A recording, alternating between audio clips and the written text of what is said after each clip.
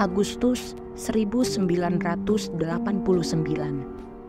Aku Suroso, dan aku baru lulus SMA. Karena orang tuaku bukan termasuk keluarga mampu, terpaksa kupupus impianku untuk berkuliah di Jogja.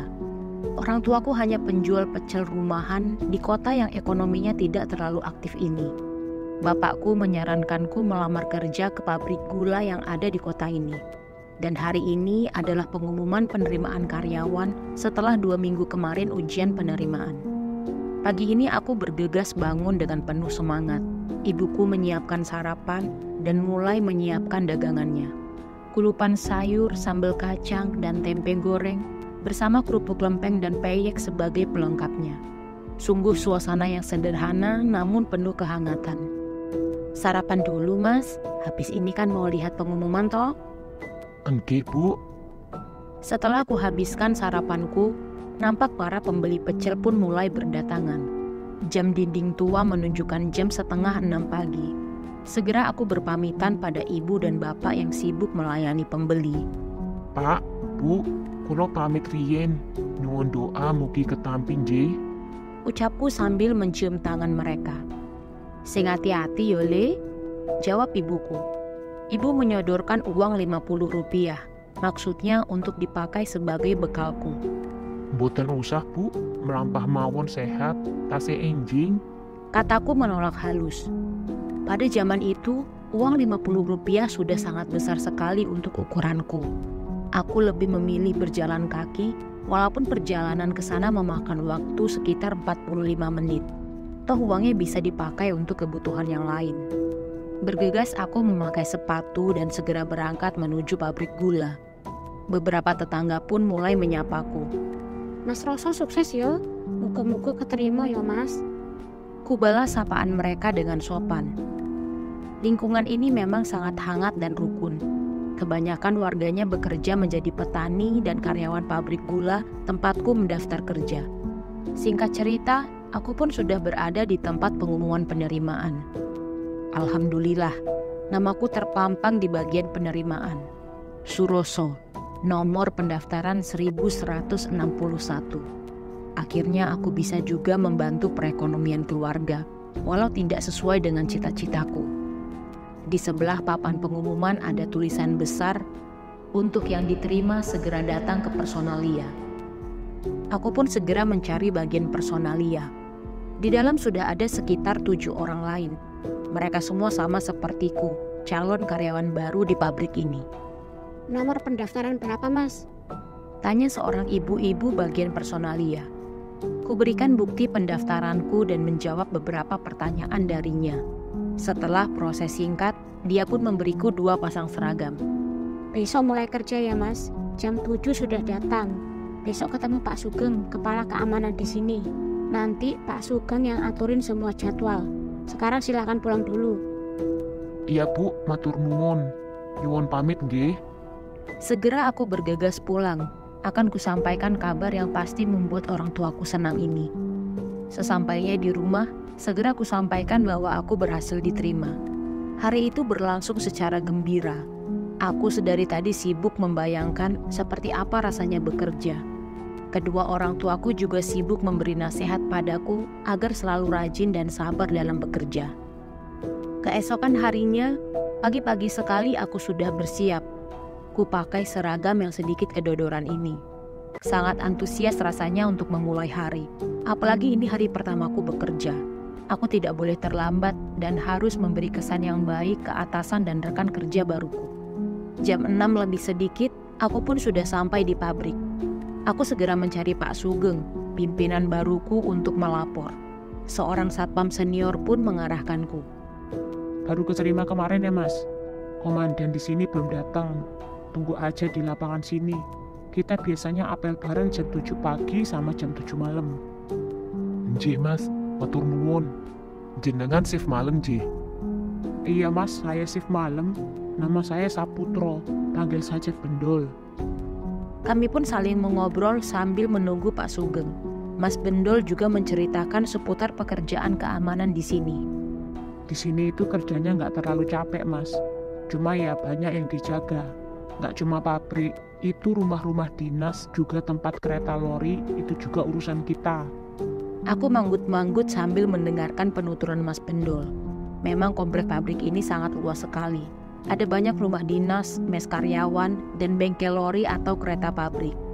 Pabrik ini kurasa yang terbesar di kota ini, dengan fasilitas yang lengkap dan memperhatikan kesejahteraan karyawannya. Tidak lama pun Pak Sugeng akhirnya datang dan apel pun mulai berlangsung. Selain aku, ada belasan satpam baru yang diterima kerja di sini. Kami dibagi menjadi beberapa regu bersama satpam lama. Kebetulan aku kebagian satu regu dengan Mas Bendol. Grup 2, 4, 6, 8, dan 10, jadwal malam sampai hari Sabtu. Buat anak baru yang grup genap, segera cari kawannya. Tanya-tanya, jangan sungkan-sungkan. Kita ini keluarga di sini. Begitu Pak Sugeng memberi instruksi. Pak Sugeng orangnya tinggi besar dan berkumis tebal. Badannya terlihat terlatih. Menurut satpam-satpam lama, Pak Sugeng ini pendekar salah satu perguruan silat terkenal di kota ini. Beliau tegas, tapi sangat menyayangi bawahan-bawahannya. Pantas saja anak buahnya dan pegawai lain sangat menghormati beliau. Beliau ini setingkat mandor pabrik tapi di bagian keamanan. Grup 4 adalah grupku bersama Mas Bendol. Otomatis kami harus masuk shift malam. Roso, rumahmu di mana? Masuk malam kita, pulang dulu aja. Rumahku ngames, Mas. Jam berapa toh biasanya kumpul lagi? Walah, kebetulan. Rumahku di Tiron. Kamu bareng aku aja, aku bawa pit ontel. Nanti aku jemput habis maghrib. Sekalian ini pulang, kamu tunjukin rumahmu di mana. Kebetulan banget batinku. Baru hari pertama bekerja, sudah dapat rekan segrup yang baik dan sejurusan pula. Oke, Mas. Ayo mampir rumah, sarapan pecel dulu. Ibuku jualan pecel. Kami pun akhirnya pulang. Mas Bendol mampir dan sarapan pecel di rumahku. Dia juga sedikit ngobrol-ngobrol dengan orang tuaku. Tidak lama Mas Bendol pamit. Roso, jangan lupa habis maghrib udah siap ya. Biar bisa santai-santai dulu, nggak buru-buru di sana. Beres, Mas. Sungkan juga aku kalau telat. Ya wis kalau gitu. Pak, Bu, kula pamit riyin. Matur nuwun pecelnya. Mas Bendol berlalu sambil berpamitan pada orang tuaku. Sore harinya, Mas Bendol dan aku kembali berboncengan menuju pabrik gula. Setelah selesai apel, kami menuju pos di dekat bengkel perawatan alat, tempat kami berjaga malam. Pak Darmo dan Pak Kamdi, dua rekanku di grup 4 ini juga sudah bergabung. Kami pun semua mengobrol sembari mengisi waktu berjaga. Mas Roso santai saja. Kita keliling 3 kali semalam. Lainnya kalau mau tidur ya tidur aja. Jangan sungkan-sungkan. Iya, tapi tunggu Pak Sugeng pulang dulu. Biasanya jam 8 sudah pulang dia. Timpal Pak Darmo. Memang menurut mereka, Pak Sugeng masuk kerja jam 11 sampai jam 8 malam. Hebatnya lagi, Pak Sugeng tidak pernah absen sekalipun memimpin apel para satpam. Sirine pabrik berbunyi nyaring, menandakan jam 8 malam telah tiba. Para karyawan pagi berganti dengan karyawan malam. Kami sibuk mengawasi para karyawan. Sebagian sibuk mengatur lalu lintas di depan pabrik. 20 menit berselang, kami kembali ke pos masing-masing. Tidak lama setelah itu, sesosok tinggi besar menghampiri kami. Pak Sugeng, komandan datang ke pos kami. Piye, aman semua toh? Aman dan semua terkontrol. Jawab kami sambil memberi hormat. Sudah, santai saja. Aku mau nongkrong sebentar di sini. Hari ini istriku marah-marah, jadi malas pulang aku. Kata Pak Sugeng sambil tertawa. Walah Dan, pantas tadi pagi saya dengar Nyonya ngomel-ngomel. Timpal Pak Darmo yang ternyata tetangga Pak Sugeng. Ya gimana Dar, kamu tahu sendiri. Sejagoan apapun lelaki kalau sudah kena omelan istri pasti mumet toh. Kami tertawa bersama sambil mengobrol. Pak Kamdi yang membawa termos berisi kopi menyajikan kepada kami sebagai teman-teman mengobrolnya. Rupanya Pak Sugeng ini memang sosok menyenangkan di balik penampilannya yang sangat angker. Sampai anak baru ya Mas? Tiba-tiba Pak Sugeng memandangku sambil bertanya. Iya Pak, saya Suroso, mohon arahannya. Jawabku sambil berdiri sikap sempurna. Melihatku, mereka malah tertawa semakin kencang. Mas, kita ini satpam bukan tentara. Sama aja, kamu sama aku tuh sesama buruh. Bedanya aku sudah bisa nyuruh-nyuruh, kamu belum. Ucap Pak Sugeng mencairkan suasana. Dol, nanti malam kamu sama Surosa ikut aku keliling. Dua Pak tua ini suruh tidur aja daripada masuk angin. Siap Pak, sudah lama gak keliling sama komandan ini. Jawab Mas Bendol. Sudah jam 10 Dol, ayo kita berangkat. Kemana dulu ini Dan? Ke mes karyawan belakang dulu saja. Jam segini orang pada baru tidur. Kalau ada maling ya jam ini bagus banget buat maling. Kami pun berjalan bertiga sambil membawa senter. Jarak mes karyawan sekitar 100 meter dari pos kami. Seluruh bangunan pabrik ini merupakan bangunan Belanda zaman dulu. Bukan hanya pabrik, di kota ini pun setiap sudutnya masih banyak bangunan Belanda yang masih ori di tahun ini. Bisa dibilang harusnya masuk cagar budaya. Roso, kamu asli Madiun kan? Mungkin Dan, asli Nglamis. Tahu nggak kamu kenapa nama kota ini Madiun? Aku diam sambil berpikir untuk menjawab pertanyaan Pak Sugeng. Dulu ya So, kata kakekku, para sesepuh yang babat alas ini, kota ini terkenal banyak pohon tinggi besar, dan di setiap pohon ditinggali memedi atau setan yang berayun-ayun. Bisa jadi pocong atau kuntilanak, seperti yang ada di pohon mangga itu. Pak Sugeng menunjuk satu pohon mangga besar. Aku pun terperanjat melihat kain putih tergantung di situ. Bentuknya memanjang bergoyang-goyang. Melihatku terkejut sampai pucat, Pak Sugeng dan Mas Bendol tertawa terbahak-bahak.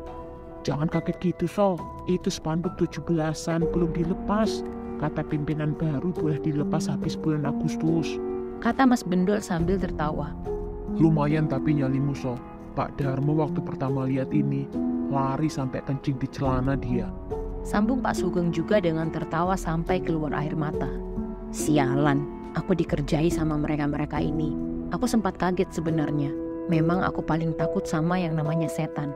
Apalagi sedari kecil aku sering mendengar cerita dari orang tuaku tentang kisah-kisah seram. Mereka bertujuan agar aku tidak main terlalu malam. Kami pun kembali melanjutkan perjalanan patroli hingga tiba di gerbang mes. Ada 2 pohon mangga setinggi 10 meter. Pohon ini sudah tua pastinya. Wah, banyak banget spanduknya Mas. Apa nggak ngagetin orang-orang kalau malam kayak gini? Ucapku ke Mas Bendol. Pak Sugeng dan Mas Bendol menoleh ke arahku. Mana ada So, spanduk cuma satu yang panjang, yang tadi kamu lihat itu. Ya itu Dan, di atas kita banyak banget. Jawabku kepada Pak Sugeng. Tiba-tiba aku merinding hebat. Sepertinya Pak Sugeng dan Mas Bendol merasakan hal yang sama. Tiba-tiba terdengar suara berasal tepat dari atas kami. Kami melihat kain-kain di atas kami memanjang dan menolehkan muka yang hancur menyeramkan. Ada yang gosong dan ada yang matanya hampir lepas. Tidak ada satupun yang bentuknya bersahabat dengan nyaliku. Pocong! Mas Bendol berteriak parau, sementara Pak Sugeng sudah berlari beberapa langkah.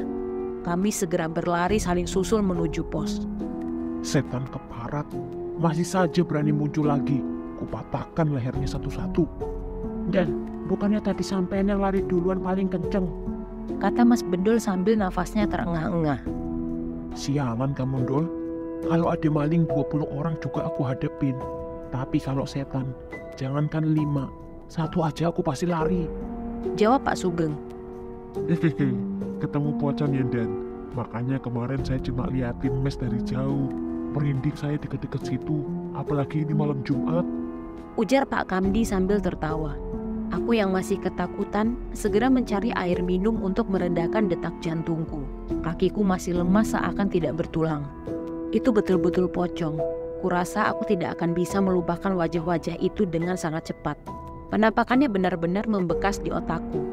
Saat itu kami mulai menenangkan diri. Pak Darmo dan Pak Kamdi sudah kembali tidur sambil mendengkur. Pulang sekali tidur mereka. Waduh, masih 2 kali keliling lagi Dan. Mana malam Jumat pula. Ya gimana lagi Dul? Untung-untungan aku mau nongkrong di sini. Yang jatahnya kerja kan kamu. Harusnya aku sudah kelon sama istriku kalau saja dia nggak hobi ngomel. Masih ada 2 patroli lagi. Aku harus bersiap-siap mental. Aku tidak mau malu di depan Mas Bendol, apalagi di depan komandanku. Semakin malam suasana semakin sepi.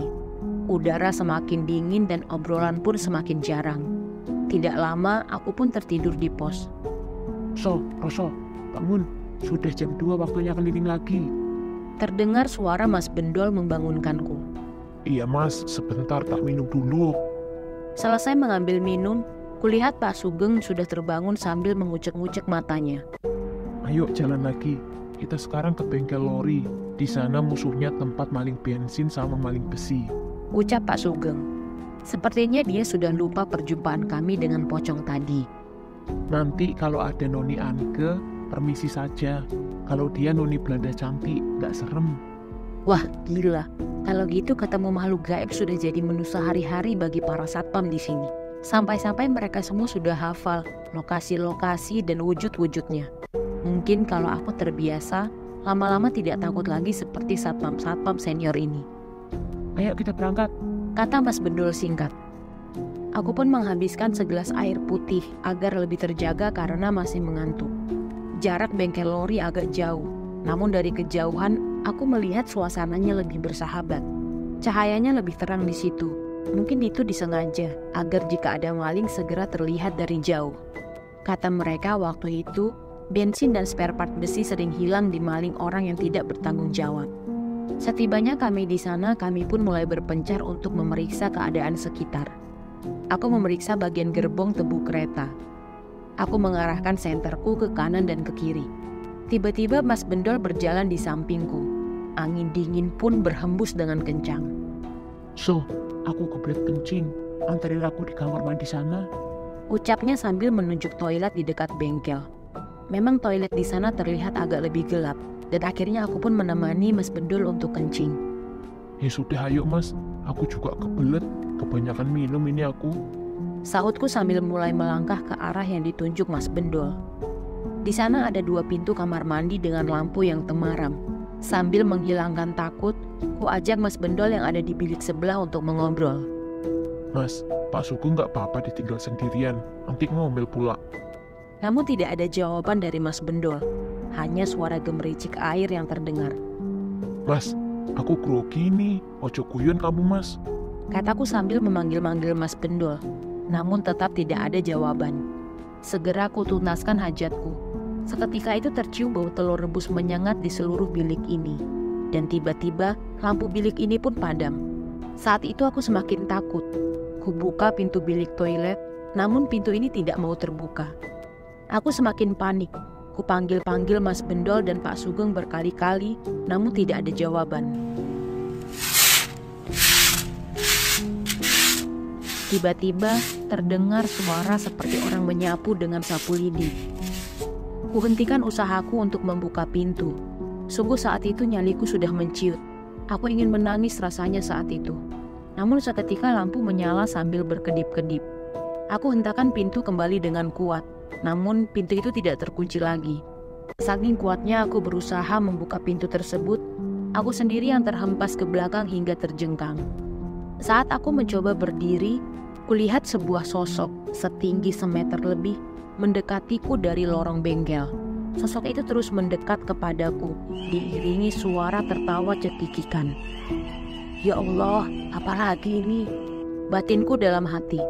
Dalam sekejap, sosok itu pun sampai di depan pintu toilet. Sosok nenek-nenek bungkuk dengan rambut panjang yang diseret. Saking bungkuknya nenek itu, mungkin hanya setinggi pinggangku. Perlahan sosok itu mengangkat mukanya. Terlihat wajahnya yang kecil mengumpul, bibirnya kecil tersenyum, hanya matanya saja yang besar, sebesar bola tenis yang sedang melotot ke arahku. Badanku tiba-tiba menjadi kaku, lidahku pun keluh. Nyaliku seolah terbang melayang, entah kemana. Sosok itu tiba-tiba mendekatkan mukanya kepadaku dan tertawa sangat kencang. Sontak saja aku berteriak sekencang-kencangnya. Pandanganku tiba-tiba berubah menjadi gelap, dan saat itu sepertinya aku jatuh pingsan. So, bangun so. Terasa beberapa tamparan mendarat di pipiku. Aku pun membuka mata dengan kaget. Pak Sugeng dan Mas Bendol ada di sampingku, mengangkat kepalaku sambil menampar-nampar agar aku lekas sadar. Wes, ayo cepat pergi dari sini. Nanti kalau mau cerita di pos saja. Ujar Pak Sugeng sambil mereka berdua memapahku berjalan menuju pos. Sesampainya di pos, kuceritakan semua kejadiannya. Ternyata sosok yang mengajakku ke toilet bukanlah Mas Bendol. Dia saat itu sedang mengobrol dengan Pak Sugeng dekat gudang bensin. Sepertinya makhluk itu sengaja mengerjai aku. Lalu sosok nenek itu juga katanya sering dilihat karyawan di bengkel lori selain sosok Noni Anke. Menurut cerita mereka, itu adalah arwah dari seorang nenek-nenek yang cucunya meninggal karena kecelakaan kerja di pabrik ini. Dia menjadi gila dan meninggal tepat di bengkel lori.